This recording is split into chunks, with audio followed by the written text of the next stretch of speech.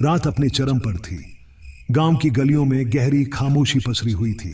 सिर्फ दूर कहीं से कुत्तों के भौंकने और झींगुरों की आवाजें आ रही थीं। गली के मोड़ पर बनी एक छोटी सी चाय की दुकान कांपती हुई लालटेन की पीली रोशनी में जगमगा रही थी। लकड़ी की बेंच पर दो दोस्त बैठे थे, सुरेश और गोपाल। गोपाल, तुमने कभी उस पुराने बरगद के पेड़ के नीचे रात में रुककर देखा है? लोग कहते हैं कि वहां सफेद साड़ी वाली औरत दिखती है।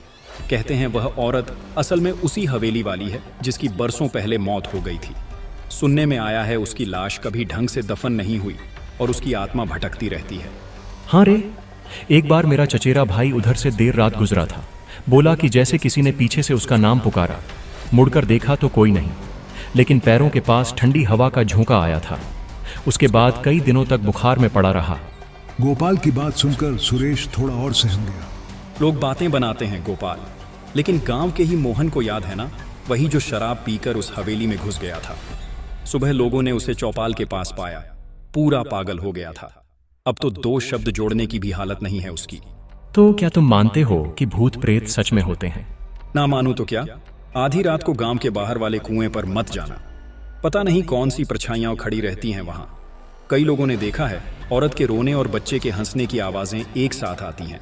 चाय की भाप और धुंधली रोशनी के बीच उनकी बातचीत लगातार गहराती जा रही थी। तभी अचानक कदमों की आहट सुनाई दी। दोनों सहमकर इधर उधर देखने लगे। गांव के सन्नाटे को चीरता हुआ उनका तीसरा दोस्त कैलाश वहां आ पहुंचा। उसका चेहरा थका और बुझा हुआ था, मानो किसी अनजानी यात्रा से लौटा हो। वह पास आकर बैठ गया। कुछ देर का सन्नाटा छाया रहा। अरे कैलाश, तू आ गया? चल, अब माहौल बनेगा। तू ही हमें कोई डरावनी कहानी सुना दे। तू तो हमेशा ऐसी कहानियां सुनाता है कि नींद उड़ जाती है। ठीक है, लेकिन यह कहानी मेरी अपनी नहीं है। ये मेरे एक दोस्त राहुल के साथ घटी थी और उसने मुझे सब कुछ वैसे ही बताया था। सच में क्या हुआ था उसके साथ? कैलाश ने अपनी पुरानी आदत दोहराई, डरावनी कहानियां सुनाने की। उसकी आवाज धीमी थी, पर हर शब्द माहौल को और डरावना कर रहा था। उत्तर प्रदेश के घने जंगलों से घिरा एक गांव है, नाम है भैरवपुर। दिन के उजाले में तो यह गांव किसी साधारण बस्ती जैसा लगता है। खेतों में काम करते किसान, चौपाल पर बैठे बुजुर्ग और कच्ची गलियों में दौड़ते बच्चे। लेकिन रात होते ही भैरवपुर की पहचान बदल जाती है। गांव पर एक सन्नाटा छा जाता है, जैसे हवा तक अपनी रफ्तार रोक लेती हो। लोग दरवाजे खिड़कियां मजबूती से बंद कर लेते हैं, क्योंकि उन्हें पता है इस गांव की रातें किसी और ही दुनिया से ताल्लुक रखती हैं। कहते हैं बरसों पहले इस गांव में एक ऐसी घटना हुई थी जिसका जिक्र आज भी फुसफुसाकर किया जाता है। उस घटना के बाद से भैरवपुर की हवाओं में एक साया बस गया। कुत्तों का एक साथ रो पड़ना, पुराने बरगद के पेड़ से आती कराहटें और उस सूखे कुएं के पास सुनी जाने वाली औरत की चीखें, यह सब किसी भ्रम का हिस्सा नहीं, बल्कि इस गांव की सच्चाई है। रात का वक्त था, लगभग 10 बज रहे थे। गांव में हल्की हल्की हवा के साथ बारिश भी हो रही थी और यहां जयप्रकाश के बेटे की तबीयत बिगड़ती ही जा रही थी। कोने में एक हल्की सी लालटेन जल रही थी। दोनों पति पत्नी अपने बच्चे की तबीयत को लेकर चिंतित थे। जयप्रकाश का मन तो था कि वह अपने बेटे को शहर के अस्पताल में ले जाए, लेकिन गांव वालों से उसने जो सुना था उसे सोचकर उसकी रूह कांप जाती थी कि कहीं उसके साथ भी कोई अनहोनी न हो जाए। सुनिए जी, बाबू की हालत बिगड़ती जा रही है। कुछ कीजिए वरना देर हो जाएगी। हाँ, अब और रुकना ठीक नहीं। मैं बाबू को लेकर साइकिल से ही शहर के अस्पताल निकलता हूँ। अकेले? रात का वक्त है जी, रास्ता सुनसान है। मुझे बहुत डर लग रहा है। डर मुझे भी है, पर बाबू की जान से बढ़कर कुछ नहीं। चाहे रास्ता कैसा भी हो, मैं उसे शहर जरूर ले जाऊंगा। हिम्मत रखना। तुम घर पर बाबू की माँ बनकर दुआ करना। मैं बाबू का बाप बनकर हिम्मत दिखाऊंगा। भरोसा रखना, मैं बाबू को ठीक करके ही वापस लाऊंगा। उस रात एक पिता अपने बेटे की जान बचाने के लिए एक ऐसे खौफनाक सफर पर निकल पड़ा था जहां कदम कदम पर खतरा था। इस गहरे अंधेरे के बीच साइकिल चला रहे जयप्रकाश के मन में डर बढ़ता जा रहा था। इस डर का कारण था शहर की तरफ जाने वाला यह इकलौता रास्ता। बारिश अब और तेज हो चुकी थी। बूंदें जयप्रकाश के चेहरे पर पड़कर जैसे उसे बार बार चेतावनी दे रही थीं, लेकिन उसके पास ठहरने का वक्त नहीं था।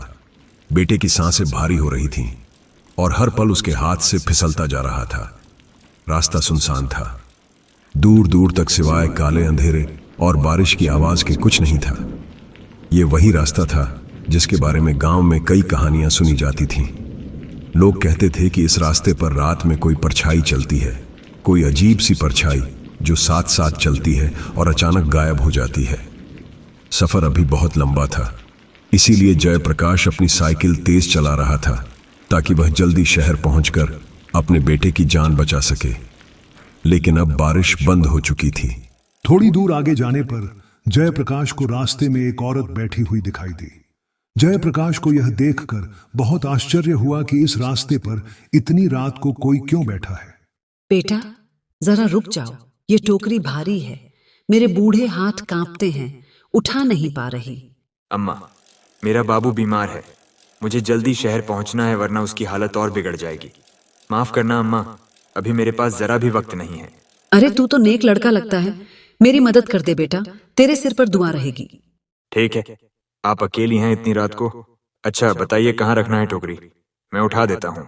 जयप्रकाश टोकरी उठाने की कोशिश कर ही रहा था, तभी उसने देखा कि वहां तो कोई है ही नहीं। उसका दिल जोर जोर से धड़कने लगा। हे भगवान, ये मैंने क्या देखा? अभी तो यहीं खड़ी थी अम्मा, फिर अचानक कहाँ गई? नहीं नहीं, ये जगह ठीक नहीं है। डर और बेचैनी उसके चेहरे पर साफ झलक रही थी। वह तेजी से साइकिल पर चढ़ा और अंधेरे रास्ते में भागने लगा, लेकिन किस्मत जैसे उसका साथ छोड़ चुकी थी। मुझे यहाँ से निकलना होगा, बाबू की हालत और बिगड़ रही है, जल्दी शहर पहुंचना है।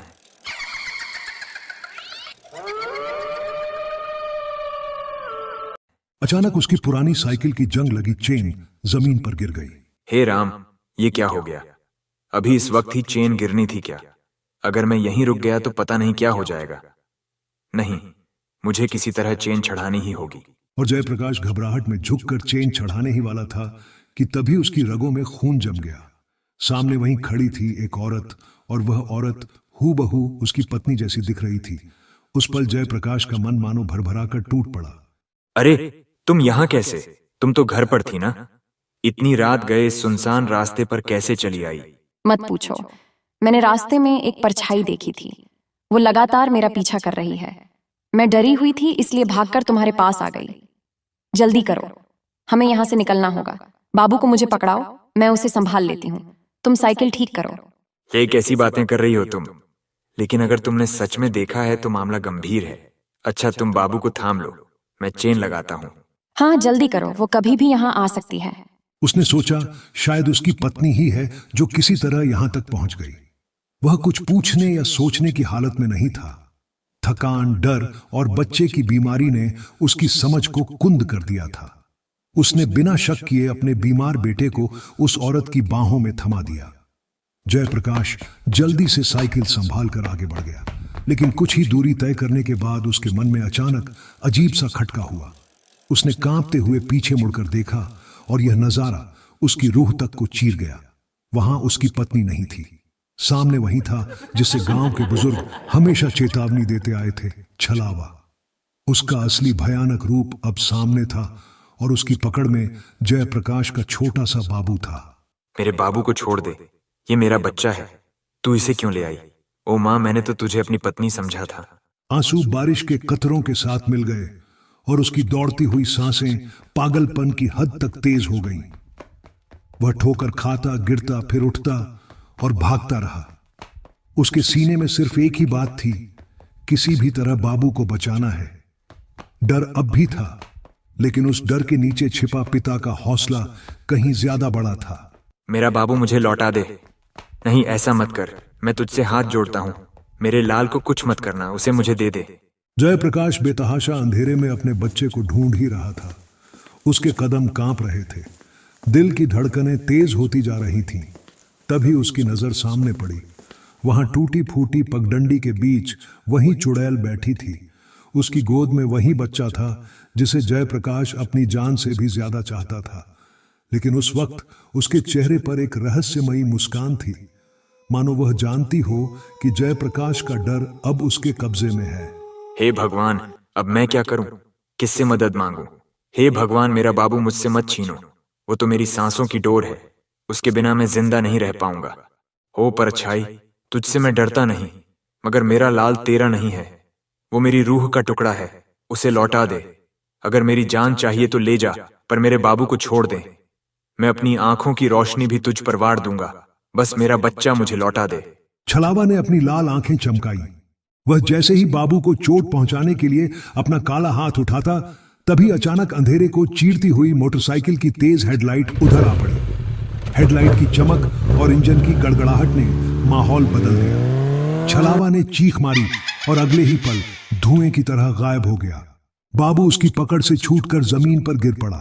जयप्रकाश ने दौड़कर अपने लाल को उठा लिया, कांपते हाथों में उसे सीने से चिपका लिया और आंसुओं से उसका चेहरा भीग गया। आसमान से बरसती बूंदें अब उसे डरावनी नहीं लग रही थी, बल्कि जैसे राहत का आशीर्वाद बनकर बरस रही थी। तभी मोटरसाइकिल पर सवार उसका दोस्त अमित वहां आ पहुंचा। अरे जयप्रकाश, ये तू यहाँ इस हालत में और ये तेरी आंखें लाल क्यों हैं? भाई, तू सही समय पर आया, वरना मेरा बाबू, मेरा लाल मुझसे हमेशा के लिए छिन जाता। किसने छीना था? कौन था यहाँ? वो कोई औरत नहीं थी, वो तो छलावा था। उसी ने मेरी आंखों के सामने मेरी पत्नी का रूप बनाकर मुझे धोखा दिया और मेरे बाबू को लेकर भाग गया। भाई, मैं मर ही गया था डर से। यह तो तेरी बाइक की आवाज थी जिसने उसे भगा दिया, वरना मेरा सब कुछ खत्म हो जाता। छलावा, हे भगवान, मैं तो रास्ते में बस अंधेरे में कोई साया देख रहा था, तभी मैंने गाड़ी तेज कर दी। अच्छा हुआ जो मैं यहीं रुक गया। भाई, तूने आज मेरी जान नहीं बल्कि मेरी पूरी दुनिया बचा ली। तेरी यह मदद मैं जिंदगी भर नहीं भूल पाऊंगा। जयप्रकाश, घबरा मत, अब मैं हूं ना। देख, बाबू सुरक्षित है। हम दोनों उसे लेकर तुरंत शहर चलेंगे। तुझे अकेले नहीं छोड़ूंगा। उस अंधेरी रात में जयप्रकाश की यह कहानी गांव के दिल में हमेशा के लिए दर्ज हो गई। एक बाप की जिसने छायाओं और छलावे से टकराकर अपनी संतान को बचा लिया। उस रात ने यह साबित कर दिया कि डर कितना भी गहरा क्यों ना हो, एक पिता का प्यार उससे कहीं ज्यादा मजबूत होता है।